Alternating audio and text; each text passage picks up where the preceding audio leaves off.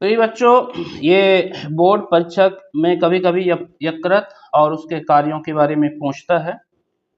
तो ये ध्यान देना है कि यकृत क्या है। ये हमारे शरीर का सबसे बड़ा अंग है, ग्रंथि है, सॉरी अंग नहीं बल्कि ग्रंथि है। और ये मानव शरीर में जो है सबसे महत्वपूर्ण भूमिका निभाता है। अब बोर्ड परीक्षा के पर्पज से ये बहुत महत्वपूर्ण है। इसके आने की संभावना लगभग 70 से 80% रहती है। इसके कार्यों के बारे में पूछता है कभी कभी। बड़ा सरल है, आप लोगों को याद होना चाहिए कि हमारा यकृत क्या कार्य करता है, जानकारी होना चाहिए बच्चों। देखिए यकृत के बारे में। यकृत क्या है, मानव शरीर में ये सबसे बड़ी ग्रंथि है। यहाँ ध्यान देना, अंग ना लिख देना, ये ग्रंथि है, अंग नहीं है। यकृत मानव शरीर में सबसे बड़ी ग्रंथि है जो हल्के पीले रंग के पित्त रस का निर्माण करती है। यकृत, हमारा जो यकृत होता है ये पित्त रस का निर्माण करता है, पित्त को बनाता है। और ये पित्त जो होता है हमारे शरीर में, ये अम्लीय भोजन को क्षारी बनाता है। यहाँ पे देखिए हम कार्य के बारे में चलेंगे। यकृत के कार्य बहुत सरल शब्दों में हमने लिखा है और यहाँ पे 7 कार्यों के बारे में हमने बताया है बच्चों, जिसमें से आपके 3 कार्य या 2 कार्य, कभी कभी 4 कार्य भी पहुंच सकता है। चाहे 4 नंबर का आता है। यकृत क्या है, यकृत के कार्य लिखो तो 4 नंबर में आता है। तो यकृत की परिभाषा लिखना है, यकृत के बारे में बताना है। तो यकृत के बारे में आप लिख देना ये कि हमारे शरीर की सबसे बड़ी ग्रंथि है और ये हल्के पीले रंग के पित्त रस का निर्माण करती है। मानव शरीर में सबसे बड़ी ग्रंथि यकृत है जो हल्के पीले रंग के पित्त रस का निर्माण करती है। यकृत के कार्य, function of the liver. Liver कोशिकाएं हेपेरिन नामक पदार्थ स्रावित करती हैं। जो हमारे लीवर के सेल्स होते हैं, कोशिकाएं होती हैं, एक हेपेरिन नामक एक पदार्थ होता है जिसे लीवर की कोशिकाएं इस पदार्थ को स्रावित करती हैं, छोड़ती हैं। और ये क्या करता है, रुधिर को जमने से रोकता है। हेपेरिन जो होता है हमारे ब्लड में, ठीक है ना, ये क्या करता है, रुधिर को जमने से रोकता है। हमारे लीवर की जो कोशिकाएं हैं ये हेपेरिन का स्रावित करती हैं इसको, और ये हेपेरिन क्या करता है, हमारे ब्लड को जमने से रोकता है, पहला चीज। दूसरा, यह पचे हुए अवशोषित प्रोटीन को, जो हमारे शरीर में जो प्रोटीन होता है, जो प्रोटीन का पाचन होता है, तो पचे हुए अवशोषित प्रोटीन को क्या करता है, पेप्टोन और अमीनो अम्ल के रूप में संचित रखता है। लीवर का दूसरा कार्य, पचे हुए अवशोषित प्रोटीन को, जो डाइजेस्ट प्रोटीन है, इसको पेप्टोन व अमीनो अम्ल के रूप में संचित रखता है। दूसरी चीज। अगला तीसरा इसका कार्य है यकृत द्वारा निर्मित पित्त। यकृत द्वारा निर्मित पित्त, जो हमारा लीवर है जो पित्त को बनाता है, निर्माण करता है, ये वसा का पायसीकरण करता है, इमल्सिफिकेशन। ये पित्त क्या करता है, वसा का पायसीकरण करता है, इमल्सिफिकेशन करता है, ये ध्यान दीजिए। तो पित्त का निर्माण करता है, लेकिन पित्त हमारे जो फैट है उस फैट का क्या करता है, इमल्सिफिकेशन करता है। अगला चौथा कार्य है यकृत शरीर के संचरण का 1/3 रुधिर संचित करता है। हमारा जो लीवर है, हमारे शरीर में जितना भी ब्लड बनता है उसका 1/3 भाग रुधिर यकृत क्या करता है, संचरित करता है। 5वां नंबर, यह रुधिर के निर्माण में सहायता करता है। यकृत हमारा रुधिर के निर्माण में भी सहायता करता है। इसलिए अगर हमारा लीवर सही है तो हमारे सारे सिस्टम, सारे चीजें सही होंगी। हमें लीवर को स्वस्थ रखना बहुत जरूरी है। लीवर रुधिर के निर्माण में भी हमारी मदद करता है। रुधिर में फाइब्रिनोजन का निर्माण करता है। रुधिर में, ब्लड के अंदर यकृत क्या करता है, फाइब्रिनोजन का निर्माण करता है। और ये भाई विनोजन क्या करता है, रुधिर को जमाने में मदद करता है। भाई विनोजन क्या करता है, रुधिर को जमाने में मदद करता है। लास्ट जो 7वां कार्य है, अमाशयी रस के अम्ल को, लीवर क्या, जो 7वां कार्य है, अमाशयी रस के अम्ल को प्रभावहीन करने के लिए पित्त का निर्माण करता है, जो भोजन को क्षारी बनाता है, जो भोजन को क्षारी बनाता है। दूसरा जो इसका भाग है बोर्ड परीक्षा के हिसाब से बच्चों, ये पोषण के बारे में हमने यहाँ बताया है, वेरी वेरी इंपॉर्टेंट।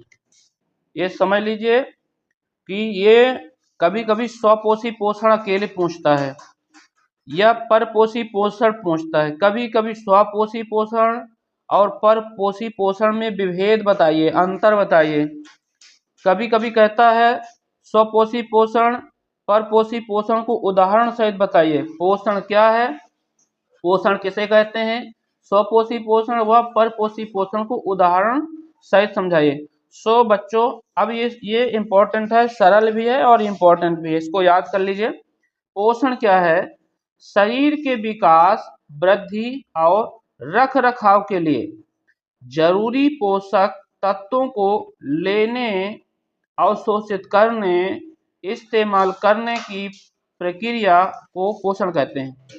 पोषण क्या है, हमारे शरीर में विकास होती है, वृद्धि होती है और शरीर के अंदर रख रखाव, अंगों का ध्यान रखना, अंगों का रख रखाव, अंगों को जो है न्यूट्रिएंट्स की जरूरत होती है। तो ये क्या करता है, पोषण रख रखाव के लिए जरूरी जो पोषक तत्व होते हैं, जो जरूरी न्यूट्रिएंट्स होते हैं, जो जरूरी पोषक तत्व होते हैं, जरूरी पोषक तत्वों को लेने, ठीक है, अवशोषित करने और इस्तेमाल करने की प्रक्रिया को ही पोषण कहते हैं।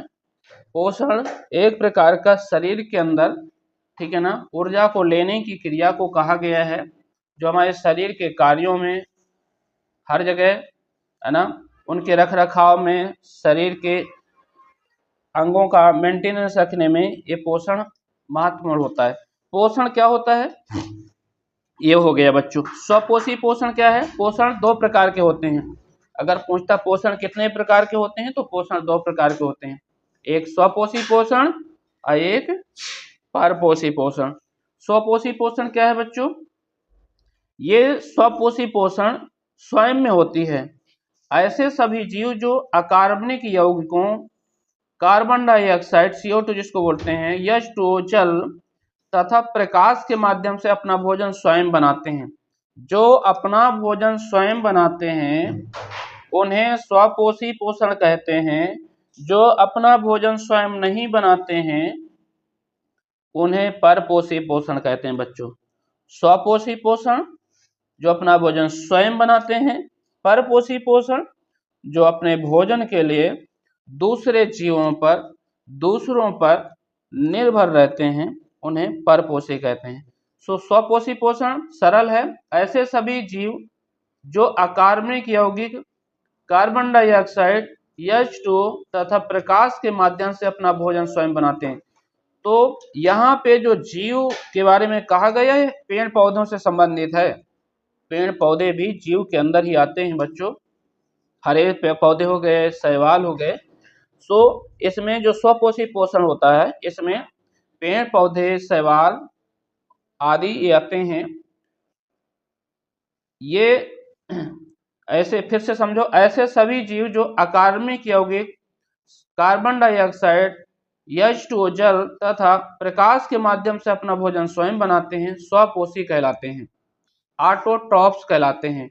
और इस क्रिया को स्वपोषण कहते हैं, ऑटोट्रॉफिक्स न्यूट्रिएंट्स बोलते हैं, स्वपोषी पोषण कहते हैं। जैसे उदाहरण में लिखना, जैसे का मतलब होता है उदाहरण, हरे पौधे, शैवाल आदि। परपोषी पोषण क्या है बच्चों, ऐसे सभी जीव जो अपना भोजन स्वयं नहीं बना सकते तथा प्रत्यक्ष या अप्रत्यक्ष रूप से पौधों पर निर्भर होते हैं। कह रहा है कि अपना भोजन स्वयं नहीं बनाते, बल्कि अपने भोजन के लिए, ठीक है ना, प्रत्यक्ष रूप से या अप्रत्यक्ष रूप से पौधों पर निर्भर करते हैं। सो जो परपोषी होते हैं डायरेक्टली पौधों से निर्भर है या फिर इनडायरेक्टली है तो पौधों से ही निर्भर। ये परपोषी या विषम पोषी पोषण कहते हैं, विषम पोषी कहते हैं। यह क्रिया परपोषण या विषम पोषण कहलाती है। सो विषम पोषी क्या होते हैं? जो अपना भोजन बनाने के लिए दूसरों पर निर्भर करते हैं, दूसरों पर निर्भर रहते हैं, ठीक है ना, उसे विषम पोषी कहते हैं। और इस क्रिया को विषम पोषण कहते हैं। हेटेरोट्रॉपिक्स विषम परपोषी पोषण या विषम पोषण परपोषी पोषण कहते हैं। इसमें इस जितने भी जीव आते हैं, सभी जीव हो गए, जंतु हो गए, जीवाणु हो गए, कवक हो गए, मच्छर आदि। परीक्षा की दृष्टि से पुनरुद्भवन अर्थात पुनर्जन्म व मुकुलन में अंतर कीजिए। पुनरुद्भवन, पुनर्जन्म व मुकुलन पर टिप्पणी कीजिए। यह बहुत इंपॉर्टेंट है, बहुत इंपॉर्टेंट है बच्चों, और ये परीक्षा में जरूर आएगा, देखना। और सरल है, जितना ही इंपॉर्टेंट है उतना ही ये सरल है। देखने में थोड़ा कठिन लगेगा, लेकिन अभी जब हम समझाएंगे तो ये बहुत सरल है, इसको याद कर लीजिए। पुनरुद्भवन, इसको पुनर्जनन भी कहते हैं। पुनरुद्भवन इसको पुनर्जनन भी कहते हैं। ओके, रेजरेशन, रेजरेशन का मतलब दोबारा जन्म, दोबारा जन्म। पुनरुद्भवन या रेजरेशन या पुनर्जनन, इसका मतलब होता है दोबारा जनन। ये यहाँ पे बच्चों स्पंज है, हाइड्रा आदि जीवों को दो या दो से अधिक भागों में काटने पर प्रत्येक भाग अपनी कमियों को पूरा करके एक पूर्ण जीव बन जाता है या पूर्ण जीव बना लेता है। इसी प्रकार केचुआ हो गया, सितारा मछली हो गई जिसको स्टार फिश बोलते हैं, आदि भी शरीर का अधिकांश भाग दोबारा बना लेते हैं। कहने का मतलब ये है कि स्पंज, हाइड्रा हो गया, केचुआ हो गया, सितारा मछली हो गया, अगर इनको बीच से काट दो, बीच से काट दो जैसे यहाँ पे कटा है, तो ये फिर से अपने आप को पूरा पहले जैसा बना लेगा। यहाँ से ये भी अपना पहले जैसा बना लेगा। मतलब अगर इनके अंग कट जाते हैं, कोई भी अंग कट जाते हैं या बीच से कट जाते हैं, इसके बाद ये फिर से पुनः उसी तरह का जीव बना लेते हैं। इसी को पुनर्जन्म कहते हैं, ध्यान दीजिए। इसी प्रकार केचुआ, सितारा मछली आदि भी शरीर का अधिकांश भाग दोबारा बना लेते हैं। पुनरुद्भवन के कारण हाइड्रा की एक से अधिक जातियों के कटे हुए शरीर आपस में जोड़े जा सकते हैं। बच्चों, इसी के कारण, पुनरुद्भवन के कारण, पुनर्जनन के कारण ही हाइड्रा की एक से अधिक जातियों को, अलग अलग जातियों को आपस में जोड़ करके एक नया जीव बनाया जा सकता है। और इस जो नया जीव होता है इसको ग्राफ्टिंग या रोपण कहते हैं। इसी को कभी कभी रोपण क्या आता है तो इसी में से आएगा, कभी कभी विखंडन पूछता है तो खंडित हो गए यहाँ से फिर से एक जीव बनता है। विखंडन के बारे में तो अमीबा, बच्चों अमीबा भी ऐसे होता है ना, और अमीबा ऐसे होता है, अमीबा ऐसे, और धीरे धीरे अमीबा क्या होता है बच्चों, ऐसे ऐसे अमीबा धीरे धीरे ऐसे टूट जाता है ना। सो इसको विखंडन बोलते हैं। ये इसी तरह की क्रिया है, इसको विखंडन अगर आता है तो विखंडन भी सरल है। एक कोई अमीबा है, ये धीरे धीरे यहाँ से ऐसे भीतर से ऐसे जुड़ता चला जाएगा, ऐसे जुड़ता चला जाएगा, और धीरे धीरे बाद में यहाँ से क्या हो जाएगा, अलग हो जाएगा, ये अलग हो जाएगा, और फिर से एक नया जीव बन जाता है। सो आप हाइड्रा को भी विखंडन में पुनर्जनन, एक नया जीव फिर से बना लेना, अपना अंग जो टूटा हुआ अंग है, टूटा हुआ भाग है, फिर से बना लेने को पुनर्जनन कहते हैं।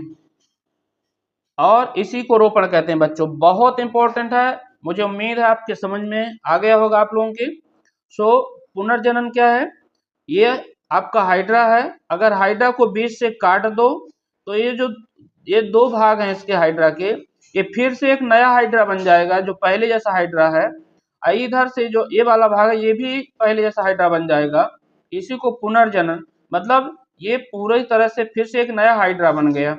इसी को पुनर्जनन या पुनरुद्भवन या रिक्रिएशन कहते हैं।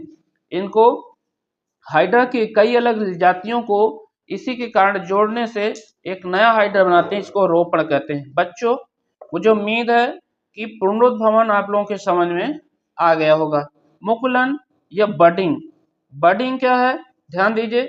मुकुलन बडिंग मतलब किसी जैसे कि यहाँ पे किसी अंग से, किसी बीज से एक दूसरा जीव निकल जाना, उसी तरह का है ना मुकुलन। कोशिकी जंतु जैसे हाइड्रा हो गया, है ना, जैसे हाइड्रा हो गया, हाइड्रा में मुकुल पाया जाता है। जैसे यहाँ पे ऐसे यहाँ से थोड़ी से बढ़ रहा है बच्चों, देखिए यहाँ पे ऐसे ऐसे बढ़ेगा, धीरे धीरे बढ़ेगा और ये पूरा हाइड्रा यहाँ पे आपका जो है फिर से बन जाएगा, जैसे यहाँ पे है ना। इसी को मुकुल कहते हैं। मतलब यहाँ से शरीर के इस हाइड्रा के किसी भाग का बढ़ जाना और धीरे धीरे फिर से एक नया हाइड्रा वहां से बन जाएगा और ये यहाँ से आपका ये हाइड्रा अलग हो जाएगा और फिर से ये स्वतंत्र हो जाएगा। इस प्रकार से इसको एक स्वतंत्र जीव बन जाएगा, इसको मुकुल कहते हैं। मतलब कोशिकीय जंतु जैसे हाइड्रा में मुकुल पाया जाता है, हाइड्रा में ही मुकुल पाया जाता है। हाइड्रा में ये जो है ऐसे आप देखिए ऐसे निकल रहा है, धीरे धीरे और निकलेगा, ये एक हाइड्रा और बनेगा यहाँ से और पूरा हाइड्रा बन जाएगा। जैसे ये बन गया, धीरे धीरे यहाँ से कट जाएगा और ये स्वतंत्र हो जाएगा, ये भी स्वतंत्र हो जाएगा। इसी को मुकुलन कहते हैं।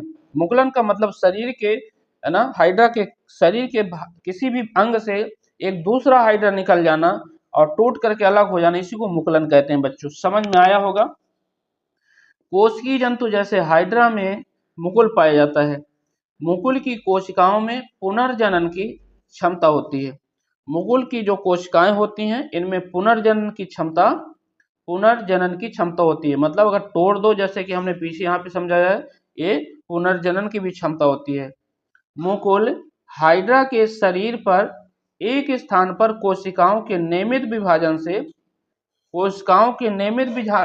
के कारण उभार के रूप में, जैसे यहाँ पे उभार आया, उभार के रूप में विकसित होता है, धीरे धीरे और बढ़ा और एक बड़ा उभार बन जाता है। जिस तरह से धीरे धीरे एक पूरा बगल से एक पूरा हाइड्रा बन जाएगा और ये मुकुल हाइड्रा शरीर से अलग होकर एक स्वतंत्र जीव बन जाता है। मुझे उम्मीद है कि ये मुकुल समझ में आया होगा, पुनरुद्भवन समझ में आया होगा।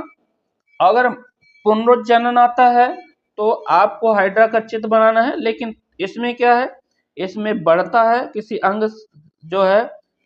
जो है कोई स्थान पर आपका ये कोशिका क्या करती है, किसी स्थान पर धीरे धीरे बढ़ती है ना, ऐसे उभार लेती है कि कोई अंग यहाँ से उभार ले लेता है और धीरे धीरे करके जब बढ़ता है तो पूरी तरह से वो एक हाइड्रा बन जाता है ना, और यहाँ से टूट जाता है। इसी को मुकुल कहते हैं। मुकुल का मतलब ऐसे उभार के रूप में एक दूसरा हाइड्रा बनना, मुकुलन, बडिंग जिसको कहते हैं, बडिंग, है ना। जैसे आपने देखा होगा कि कलम हो गया, कलम के, है ना, एक कलम गुलाब की डंडी को जमीन में अच्छे से लगा दो, उससे उसकी जो है टहनियों के बीच से क्या होता है, एक नई टहनी निकल आती है, ये मुकुलन बोलते हैं।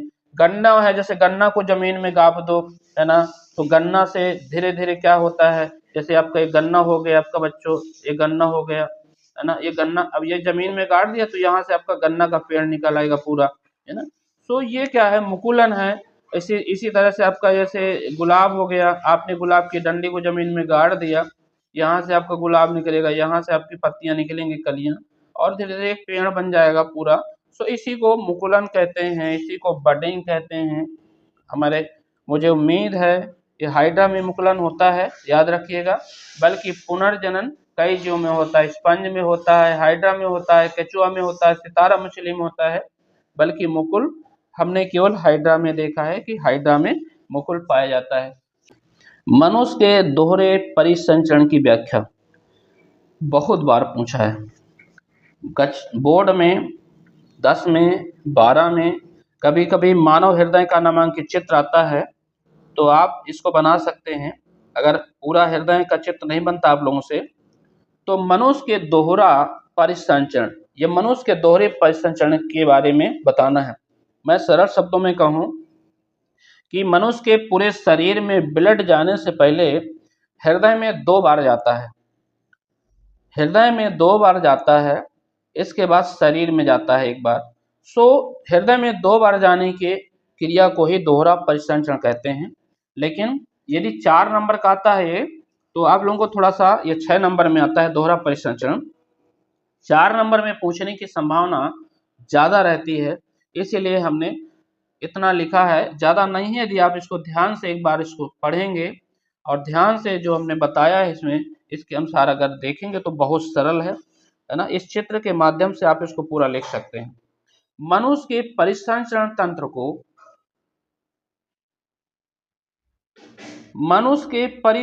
तंत्र को दोहरा परिसंचरण तंत्र कहते हैं।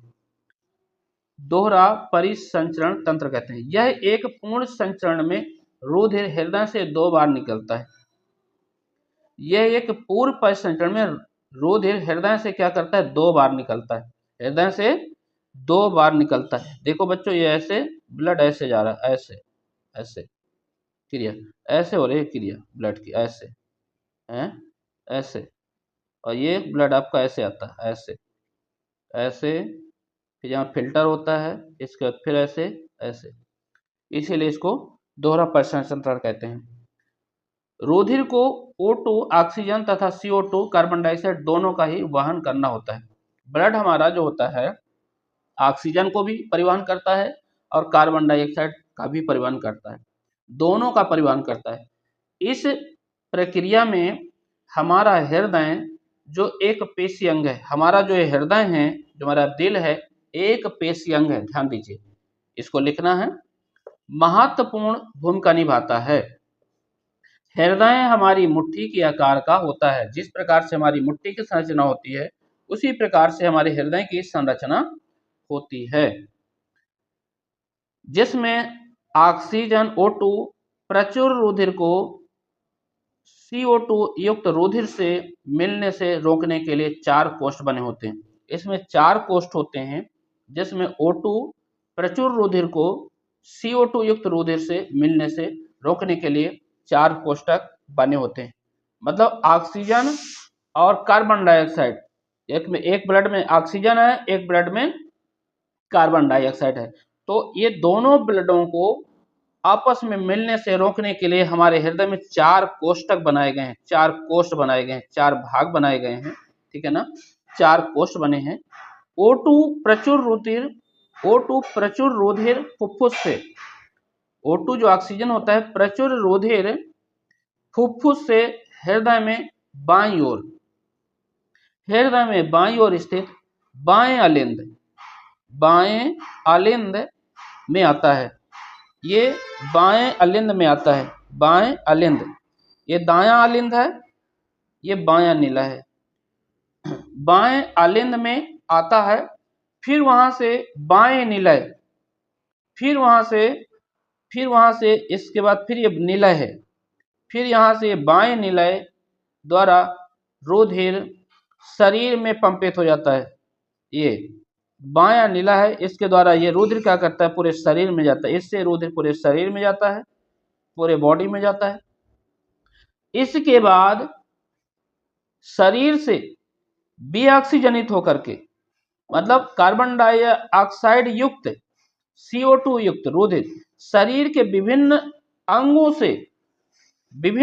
से दाएं अलिंद में, शरीर के पूरे अंगों से हृदय में, फिर ये दायां अलिंद है, हृदय का ये दायां अलिंद है, दाएं अलिंद में आ जाता है।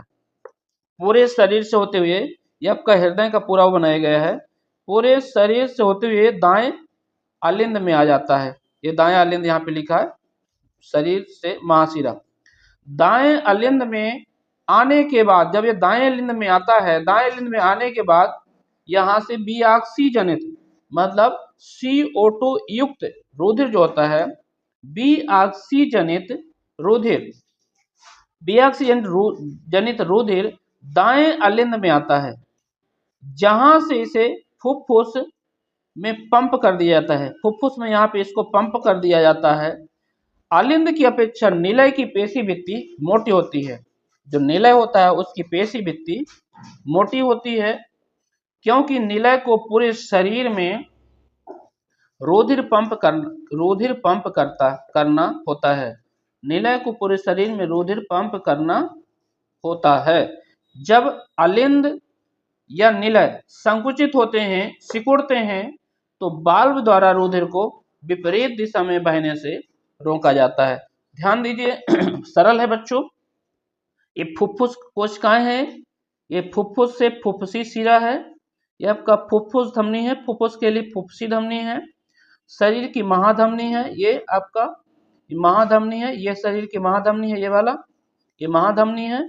ये शरीर का महाशिरा है, ये महाशिरा हो गया और ये महाधमनी हो गई। बायां लिंद है, ये आपका दायां लिंद है। फुफ्फुस के अलावा शरीर के अंगों में कोशिकाएं वहां से होते हुए, ठीक है ना, ब्लड जो है फिर इसमें दाएं लिंद में आता है ना।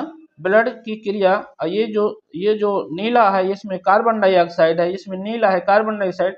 इसके बाद फिर यहाँ आया ब्लड, ये फिर शुद्ध O2 है जिसमें रेड कलर है, ये शुद्ध O2 शुद्ध किया हुआ ब्लड है। ये O2 यहाँ से O2 मतलब ऑक्सीजन युक्त रुधिर ये पूरे शरीर में जाता है।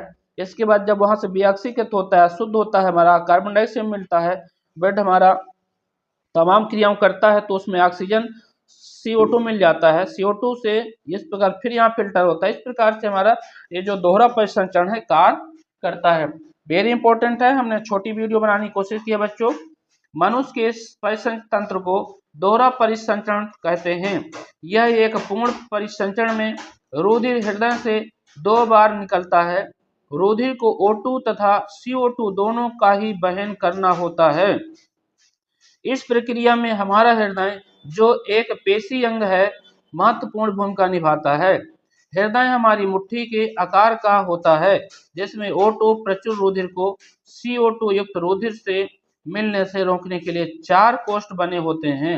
O2 प्रचुर रुधिर फुफ्फुस से हृदय में बाईं ओर स्थित बाएं अलिंद में आता है। फिर वहां से दाएं निलय द्वारा रुधिर शरीर में पंपित हो जाता है। इसके बाद शरीर से विऑक्सी जनित मतलब CO2 युक्त रुधिर शरीर के विभिन्न अंगों से दाएं अलिंद में आता है। दाएं अलिंद में आने के बाद विऑक्सी जनित रुधिर दाएं निलय में आता है, जहां से इसे फुफ्फुस में पंप कर दिया जाता है। अलिंद की अपेक्षा निलय की पेशी भित्ति मोटी होती है, क्योंकि निलय को पूरे शरीर में रुधिर पंप करना होता है। जब अलिंद का या निलय संकुचित होते हैं तो वाल्व द्वारा रुधिर को विपरीत दिशा में बहने से रोका जाता है। इस प्रकार से बच्चों ये दोहरा परिसंचरण का छोटा सा वीडियो आपके लिए हमने प्रस्तुत किया है। वीडियो को लाइक करिए, शेयर करिए, सब्सक्राइब करिए और अपने परीक्षा अच्छे से लिख के आइए। लिखने का तरीका हमने देखिए सेम टू बताया है। यदि आप ऐसे कॉपी लिखोगे तो एग्जामिनर आपको अच्छे नंबर देगा। परिवार नियोजन किसे कहते हैं? ये बहुत बार पूछा है बच्चों, कक्षा 10 में, कक्षा 12 में, उसकी 8 क्लास में ये बहुत बार पूछा गया है। और आज के जो है परिस्थिति के अनुसार ये क्वेश्चन बहुत इम्पोर्टेंट है। मुझे उम्मीद है कि आप लोगों को हर एक को इस वीडियो को देखना चाहिए, मैं ऐसी उम्मीद रखता हूँ। यदि आप ये वीडियो देखते हैं तो इससे आपको काफ़ी चीज़ें जो परिवार नियोजन से संबंधित है उसके बारे में है ना समाधान पाने में आपको सहायता मिलेगी। परिवार नियोजन, फैमिली प्लानिंग। परिवार नियोजन किसे कहते हैं, इसकी विभिन्न विधियों का वर्णन कीजिए। हमने छोटे सा वीडियो बनाया है सरल शब्दों में और समझाने की कोशिश की है। सो बच्चों ये जरूर पढ़िएगा और इसको लिख के आइएगा, इसको याद करिएगा। ये आप लोगों के लिए वेरी वेरी इम्पोर्टेंट है, इसको छोड़ना नहीं है। परिवार नियोजन क्या है, जिसको इंग्लिश में फैमिली प्लानिंग कहते हैं। परिवार कल्याण हेतु बच्चों की संख्या सीमित कर परिवार को नियोजित करने की प्रक्रिया को परिवार नियोजन कहते हैं। बच्चों की सीमित संख्या को परिवार में रखना। यदि परिवार में बच्चों की संख्या सीमित होगी तो वह परिवार अधिक सुखी होगा। उस परिवार में खुशियाँ होंगी, खुशहाल होगा। अपने यदि एक किसी परिवार में कम बच्चे हैं तो एक माता पिता अपने बच्चों को अच्छे से पढ़ा सकते हैं, अच्छे से उनकी केयर कर सकते हैं, हर चीज़ उपलब्ध करा सकते हैं। यदि किसी परिवार में बच्चों की संख्या ज़्यादा है तो बच्चों उस माता पिता को उनका पालन पोषण करने में, पढ़ाने लिखाने में बड़ी मुश्किल होती हैं। इसलिए परिवार नियोजन को यहाँ पर परीक्षा में रखा गया है ताकि इससे एक सीख मिले कि परिवार नियोजन क्या है। परिवार नियोजन का मतलब कि बच्चों की संख्या को सीमित रखना, उसको कैसे सीमित रखा जा सकता है, हम अपने परिवार को कम कैसे रख सकते हैं, है ना। कैसे अपने परिवार को ज़्यादा, है ना, ज़्यादा जो फैमिली मेंबर हैं उससे अपना एक छोटा सा परिवार कैसे हम निश्चित रख सकते हैं।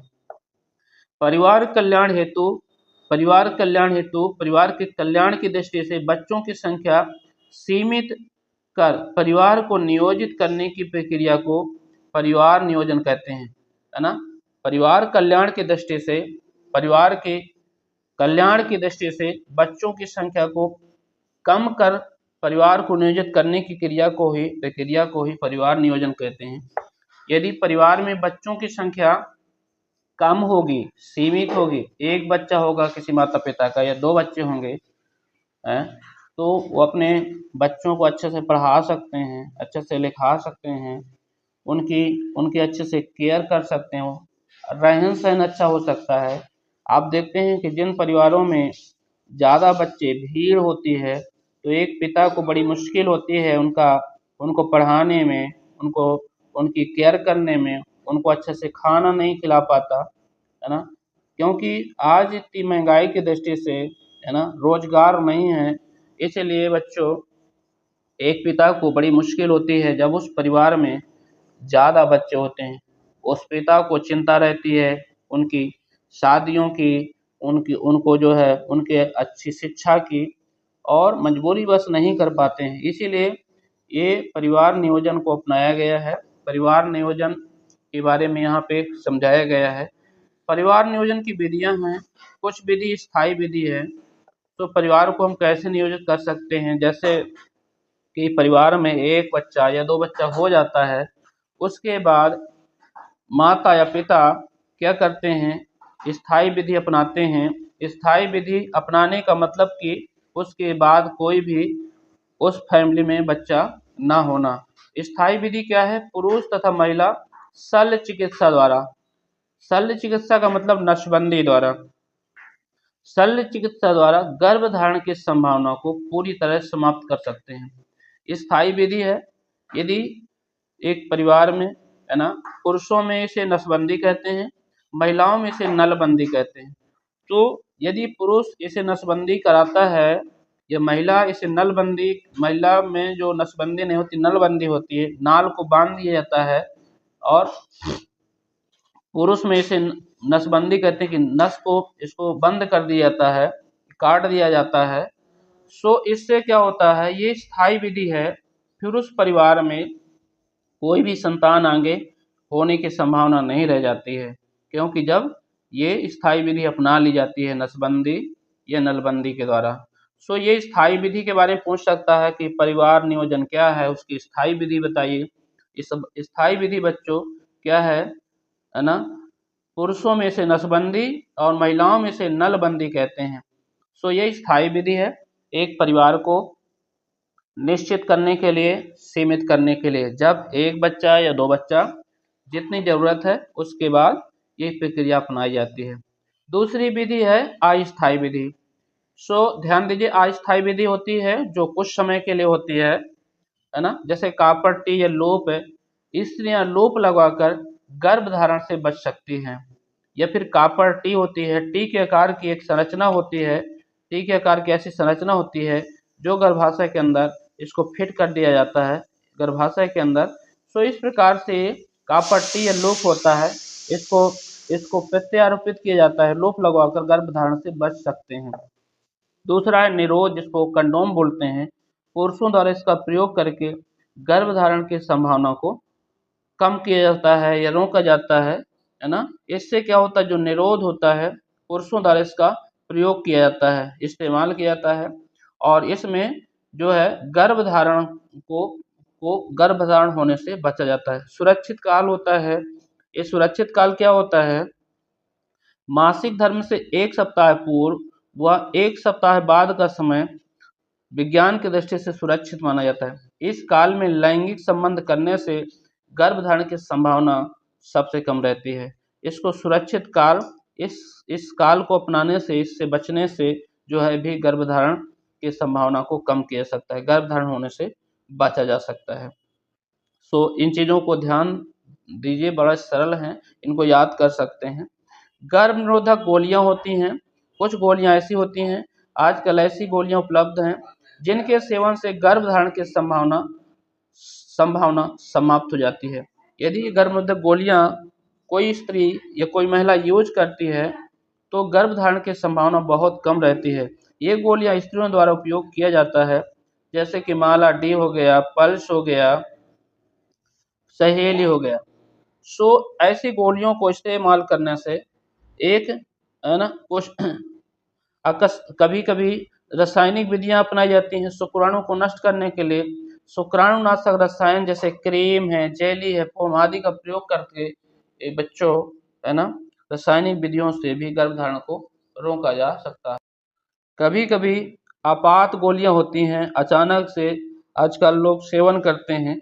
गर्भधारण होने के बाद जो आपात गोलियां होती हैं, आपातकालीन, उसके बाद आपातकालीन गोलियां होती हैं कि यदि शिशु गर्भ के अंदर भ्रूण बन गया है तो कुछ आपातकालियों के लिए कुछ गोलियां होती हैं, उनके सेवन से भी है ना उसको प्रजनन से या गर्भधारण होने से या फैमिली को आगे बढ़ने से रोका जा सकता है। इस प्रकार से ये परिवार नियोजन के बारे में एक छोटा सा वीडियो है, आप इसको चित्र के माध्यम से भी हमने छोटा वीडियो बनाया है ताकि कक्षा 10 बोर्ड और कक्षा 12 के बच्चों के लिए है ना आसानी से लिख सकें। हमने इसको ज़्यादा बड़ा नहीं किया है, चाहते तो काफ़ी बड़ा हो जाता है, लेकिन हमने सरल शब्दों में और सरल भाषा में हमने इसको यहाँ पे बताया है बच्चों। इसमें 2 विधियाँ हैं, स्थायी अस्थायी। स्थायी विधि में नसबंदी होती है, महिला पुरुष में दोनों में,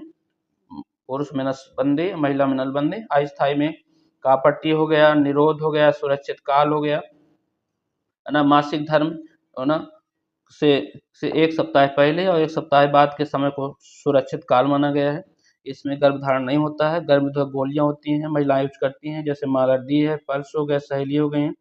रासायनिक विधियां हो गई, जैसे शुक्राणु को नष्ट करने के लिए क्रीम, जेली, फोम आदि का उपयोग करते हैं लोग।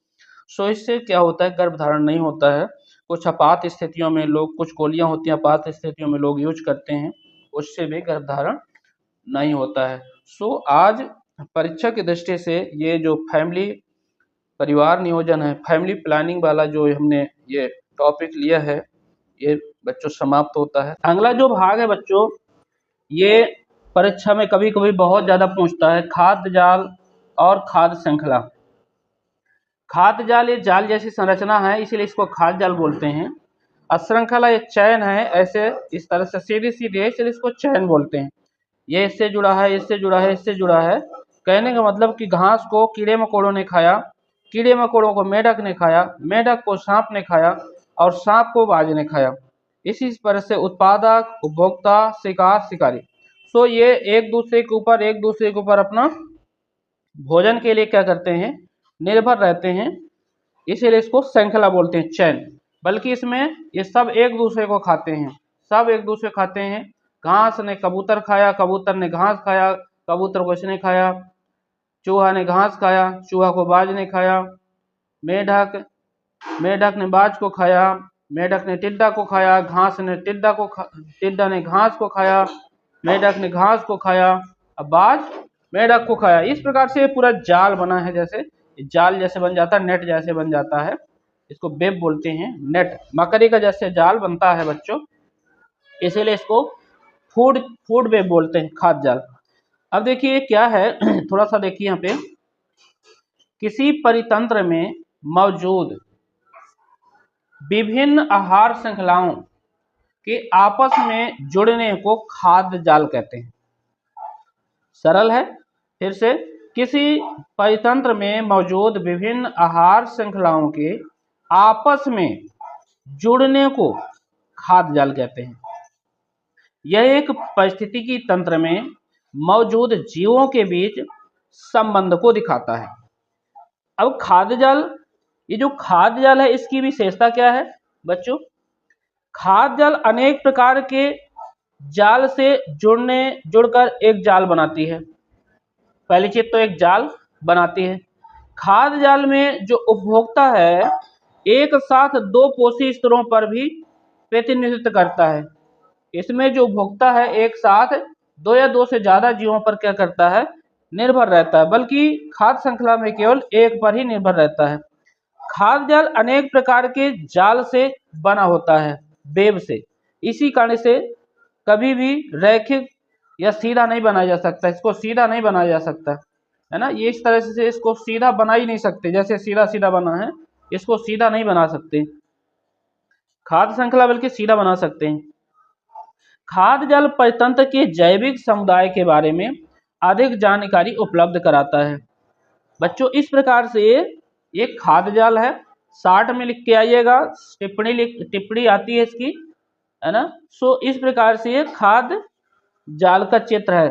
आप और भी अपने तरीका से इससे अच्छा भी बना सकते हैं, पर परीक्षा में आप लोगों को लिखना है। चित्र बनाएंगे तो आप लोगों का समय जाएगा, उससे नंबर इंक्रीज ज्यादा नहीं होने वाले बच्चों, इसलिए लिख करके आइएगा, चित्र नहीं बनाइएगा। पता चला आप घास बना रहे हैं, मेढक बनाने में लगे हुए हैं, घंटा हो गया, बैठे रह जाओगे इतने में, इसलिए लिखिएगा, नंबर उतने ही मिलेंगे।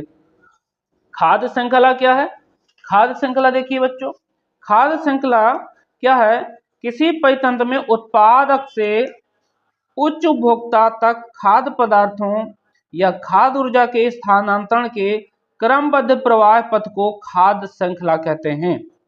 परितंत्र की खाद्य श्रृंखला जितनी ही बड़ी होती है, उस परितंत्र में ऊर्जा प्रवाह के समय ऊर्जा का ह्रास उतना ही अधिक होता है। ऊर्जा का या भोजन संबंधी आवश्यकताओं के आधार पर परितंत्र के विभिन्न जातियों के बीच के संबंध को आहार श्रृंखला या खाद्य श्रृंखला कहते हैं बच्चों। इसमें सबसे पहले नीचे उत्पादक होते हैं, उत्पादक के बाद फिर ऊपर उपभोक्ता होते हैं, प्राथमिक उपभोक्ता, फिर द्वितीयक उपभोक्ता, फिर तृतीयक उपभोक्ता। इस तरह से प्राथमिक उपभोक्ता, द्वितीयक उपभोक्ता, तृतीयक उपभोक्ता। शिकारी ने शिकार और शिकार ने उपभोक्ता, उपभोक्ता ने इसको, इस प्रकार से खाद्य चयन बनती है। इसकी विशेषता क्या है बच्चों? अगर ये जो है विशेषता कभी पूछता है, एक आहार श्रृंखला का प्रारंभ हमेशा एक उत्पाद से शुरू होता है। जब आपकी ये आपकी ये शुरू होगी आपकी श्रृंखला, खाद्य श्रृंखला, आहार श्रृंखला भी बोलते हैं कभी कभी, खाद्य का मतलब आहार है ना। सो आहार श्रृंखला या खाद्य श्रृंखला हमेशा एक उत्पाद से शुरू होती है, बल्कि ये कहीं से भी शुरू हो सकती है। इसको घुमा देंगे तो भी वैसे एक ऐसे बन जाता है जाल टाइप का। जीवों में रासायनिक ऊर्जा का स्थानांतरण आहार श्रृंखला के रूप में होता है, ठीक है ना। अगली विशेषता पूछता है, जीवों की संख्या उच्च पोषी स्तरों में कम होती है। उच्च पोषी स्तरों में कम होती है, जीवों की संख्या उच्च पोषी स्तरों में कम होती है। यहाँ पे किसी भी आहार संख्या में 3 या 4 पोषी स्तर होते हैं। 3, जिसमें से 3 है, इसमें से 1 2 3 4 5, 3 या 4 पोषी स्तर होते हैं। ऊर्जा का यह स्थानांतरण हमेशा ही एक दिशी होता है। इसमें एक दिशा होता है, सीधे सीधे एक दिशी होती है, जिसमें इसमें बहुत दिशी, इधर को गया इधर को गया, ऐसे इसने इसको खाया इसने इसको खाया। इस प्रकार से बच्चों खाद्य जाल और खाद्य श्रृंखला में ये छोटा सा अंतर आ सकता है, या दोनों के बारे में छोटी सी टिप्पणी आ सकती है। तो आप लोगों को बड़े ध्यान से इसको करके आइएगा। खाद्य श्रृंखला खाद्य जाल में अंतर भी आ सकता है, तो लिखना है खाद्य श्रृंखला, इसके बारे में, यह एक प्रकार की श्रृंखला के रूप में होता है। श्रृंखला माने चयन के रूप में होता है, बल्कि एक जटिल प्रकार की श्रृंखला के रूप में होता है। ऐसे आहार श्रृंखला में जीवों की संख्या सीमित होती है, इसमें जीवों की संख्या सीमित होती है ना, 3 4 5 तक हो सकते हैं। इसमें जीवों की संख्या सीमित नहीं होती, जितने भी जीव बना दो वो उसको खा रहा, उसको खा रहा, उसको खा रहा, इस तरह से। इसमें ऊर्जा का प्रवाह एक मार्ग में होता है, ऊर्जा का प्रवाह सीधे एक मार्ग में होता है, एक दिशा में होता है। इसमें ऊर्जा का प्रवाह एक दिशा में नहीं होता है, ऊर्जा का प्रवाह कई दिशाओं में होता है, कई स्तरों में होता है। यह केवल एक पोषण स्तर प्रदर्शित करता है, एक मतलब एक इसको एक को ही खा सकता है, जबकि इसमें क्या होता है, खाद्य जाल में एक से अधिक पोषक स्तर प्रदर्शित होते हैं। सो बच्चों, इस प्रकार से जो है वेरी इंपॉर्टेंट है आप लोगों का खाद्य जाल और खाद्य श्रृंखला में अंतर, इसको पढ़िए, मैं परिश्रम करिए, बिल्कुल सरल है। यदि आप इसका चित्र भी बना करके आएंगे तब भी एग्जामिनर इसको जो है इसमें आप लोगों को अच्छे नंबर देगा। पर ध्यान देना, यहाँ पे पेड़ पौधे ना बनाने लग रहा, पता चला कीड़े मकोड़े बना रहे हैं, फिर मेढक बना रहे हैं, सांप बना रहे हैं, आपको लिख के आना है। और आप अपने समय को ध्यान दे करके ही, है ना, अपने समय को ध्यान में रख करके ही प्रश्नों को हल करना है और अच्छे नंबर बना के आइए। कमेंट करिए बच्चों, शेयर करिए। Thank you for watching.